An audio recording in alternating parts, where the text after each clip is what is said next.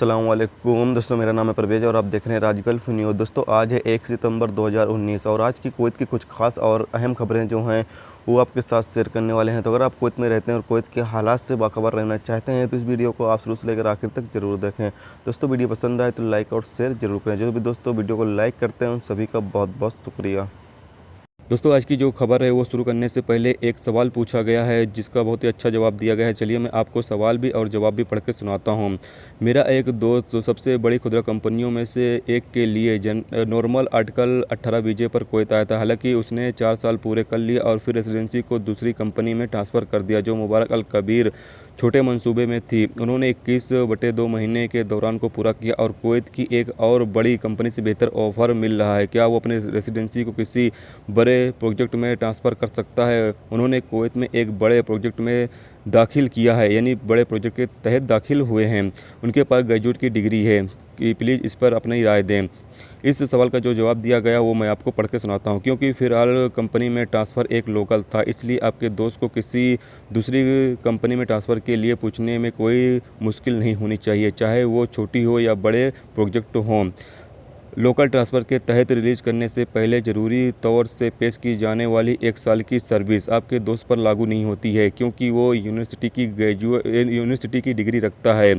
जिस तरह का वीज़ा पहली बार कुवैत में दाखिल हुआ उस पर भी ध्यान दिया जाता है जब वीज़ा ट्रांसफ़र का प्रोसेस होता है। इसका मतलब यह है कि क्योंकि आपका दोस्त अब एक छोटे प्रोजेक्ट वीज़ा ले रहा है, इसलिए उसे एक बड़ी प्रोजेक्ट कंपनी में ट्रांसफ़र करने से रोका नहीं जा सकता, क्योंकि उसने पहली बार एक बड़े प्रोजेक्ट के तहत कुवैत में दाखिल हुआ था। तो आज की पहली खबर ये है कि कुवैत के जबरिया इलाके में 65 लोगों ने अपने खून को यानी कि अपने ब्लड को डोनेट किया है। तो उसकी कुछ इमेज यहाँ पर है दोस्तों। तो उन्होंने अपने जो खून को डोनेट किया है, तो ये काफ़ी अच्छा रहता है कि इंसान अपने खून को जो है वो डोनेट करता है। इससे जो लोगों को खून नहीं मिल पाता है उनको भी खून मिल जाता है और लोग जो डोनेट करते हैं उनके भी शरीर में जो है वो खून फ़िल्टर होते रहता है। तो ये इस तरह से अगर कोई भी इंसान जो है जो अपने खून को डोनेट करता है वो काफ़ी अच्छा ही करता है। तो यहाँ पर भी 65 लोगों ने अपने खून को जो कुवैत के अंदर जबरिया के इलाके में अपने खून को जो है वो डोनेट किया है। तो इसमें ज़्यादातर जो लोग हैं वो सब गैर मुल्की ही हैं। तो आप जैसा कि इमेज देख पा रहे होंगे, सब गैर मुल्की ही यहाँ पर अपने खून को डोनेट किया है। दोस्तों अगली खबर ये है कि कुवैत पुलिस ने कहा है कि उन्होंने जुमेरात की शाम को आइया नापा में एक लड़ाई के सिलसिले में 10 कुवैतियों को गिरफ्तार किया, जिसके दौरान 2 ब्रिटिश जख्मी हो गए थे।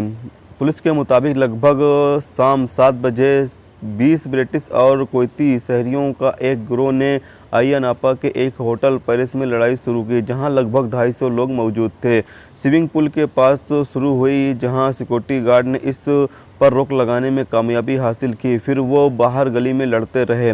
2 ब्रिटिश लड़ाई के दौरान जख्मी हो गए, जिन्हें अस्पताल में दाखिल करा दिया गया है और उनका अलग अलग जख्मों के लिए इलाज किया जा रहा है। कुछ कुवैतियों का इलाज अस्पताल में जिनको खरोच लग गई थी उनका इलाज किया जा रहा है।